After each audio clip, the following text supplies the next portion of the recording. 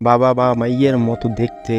আপনি যদি কাঙ্ক্ষিত মানুষের বাবা মা মাইয়ের মতো দেখতে হন তাহলে সুখবর রয়েছে, কারণ ইউনিভার্সিটি অব সেন্ট অ্যান্ড্রিউসের মনোবিদ ডেভিড প্যারেটের মতে মেয়েরা তাদের বাবার মতো দেখতে পুরুষকে পছন্দ করে, আবার ছেলেরা তাদের মায়ের মতো দেখতে না পছন্দ করে।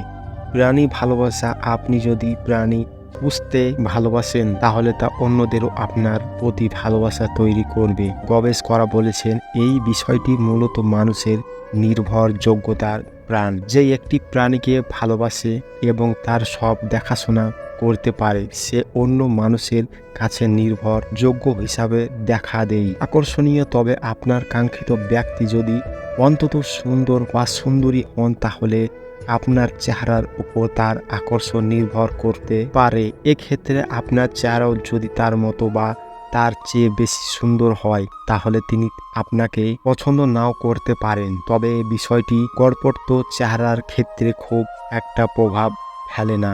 অবহেলার একটা লিমিট থাকা দরকার। কেউ একজন তোমাকে দিনের পর দিন কেয়ার করে যাচ্ছে আর তুমি সেগুলো মুচকে হেসে এড়িয়ে গিয়ে ভাবছো এ সবই তোমার প্রাপ্য। এরকম তো কতজনই আছে। কেয়ার করার মতো যদি এমনটি ভেবে থাকো তাহলে তুমি ভুল ভাবছো। হাজারো মানুষের কেয়ারের ভিড়ে তুমি আসল মানুষের আলাদা কেয়ারটুকু টের পাচ্ছ না। একদম না। কেউ একজন তোমার ছোট্ট একটি লেখার আশায় ঘন্টার পর ঘন্টা মোবাইলে ডাটা অন রেখে কি পরিমাণ ছটপট করতে পারে তুমি সেটা দেখতে পাও না বলে এমনটা ভাবছো।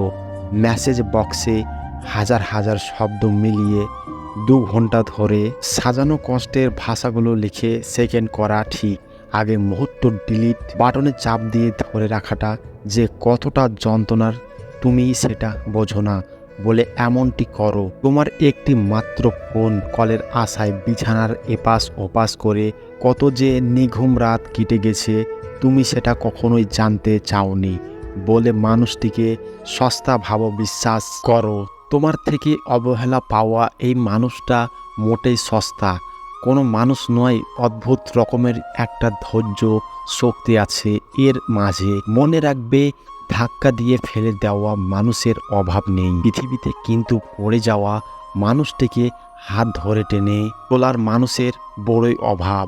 খুব খুব অভাব। তাই কাউকে পেয়েও হারিয়ে যেতে দিও না।